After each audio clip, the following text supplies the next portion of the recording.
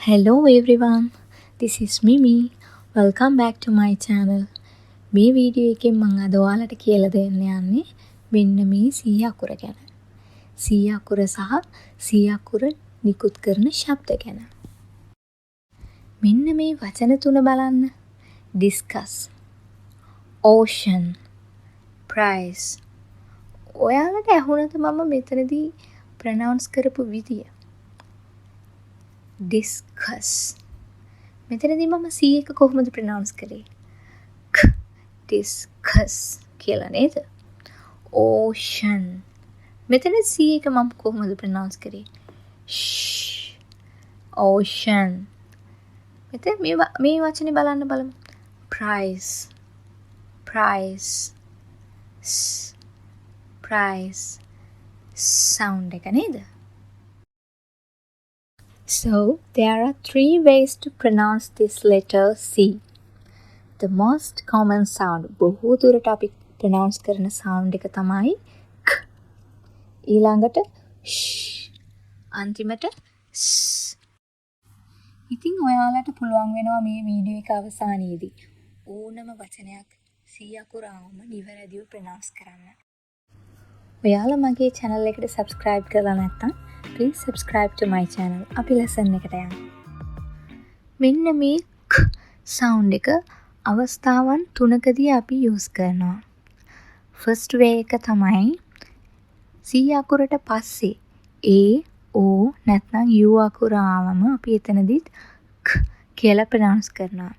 මේ වචන බලන්න. cake, catch. එතකොට U එකේදී document, discuss. O අකුර බලන්න. comb, connect.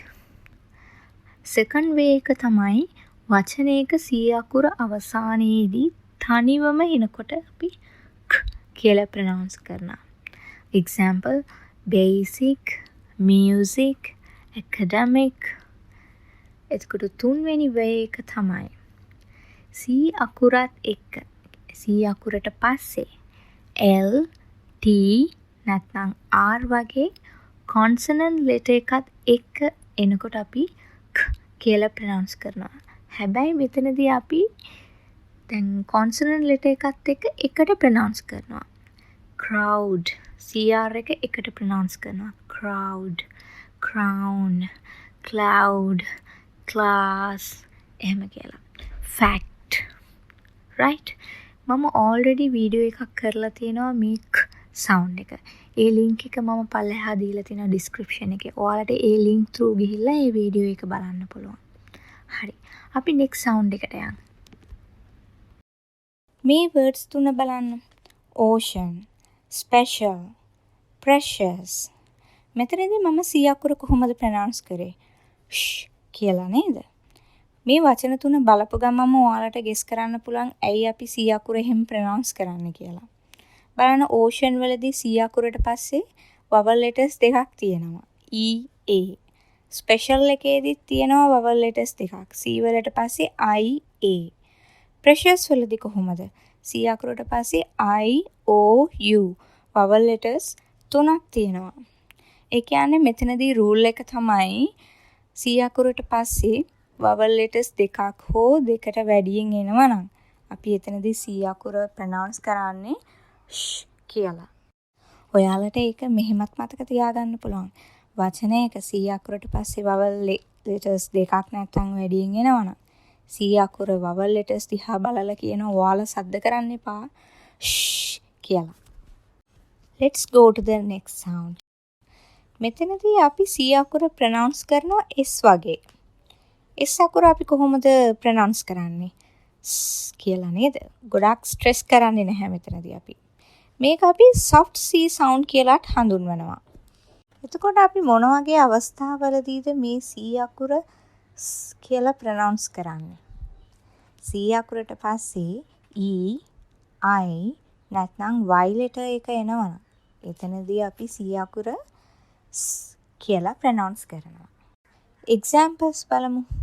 price, sell. මේකේ E අකුරට කලින් C අකුර ඇවිත් තියෙනවා. ඊළඟට spicy, juicy, මේකේ y අකුරට කලින් c අකුර ඇවිත් තියෙනවා. එතකොට decided. city. මේකේ i අකුරට කලින් c අකුර ඇවිත් තියෙනවා. මේ වර්ඩ් එක බලන්න. circle. මේ වචනේ c අකුරු දෙකක් එනවා. මුලදී එකක් එනවා, මැදදී එකක් එනවා. හැබැයි මම මුලදී ප්‍රොනවුන්ස් කරේ කියලා. මැද c එක කොහොමද මම ප්‍රොනවුන්ස් කරේ? කියලා. I hope you understand the rule. මෙතනදී I එකට කලින් C එක ආපු හින්දා මම කියලා ශබ්ද කරා. එතකොට මේ C එක මම ඇයි කියලා සවුන්ඩ් කරේ.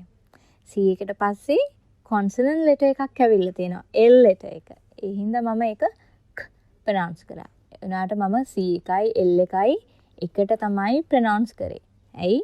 consonant letter එකත් එක්ක එනකොට අපි ඒ අකුරු දෙකම එකට ශබ්ද කරනවා. Circle. Can you read these words? Pacific Ocean. මේක ඔයාලට පේනවා ඇති C අකුරු 3ක් තියෙනවා. Pacific වල 2ක්, Ocean වල C අකුරක් තියෙනවා. හරි. Pacific වචනේ I අකුරට කලින් C එක ආපින්ද අපි ඒක කොහොමද ප්‍රොනවුන්ස් කරේ? කියලා. එතකොට වචනයක අන්තිමට C අකුර තනිවන හින්දා අපි කොහොමද ප්‍රොනවුන්ස් කරේ? Pacific කියලා. Ocean වලදී vowel letters දෙකක් ඇවිත් තියෙනවා. rule එක අනුව 2 or more vowel letters ආවනම් C අකුරට පස්සේ අපි ඒක pronounce කරනවා sh කියලා.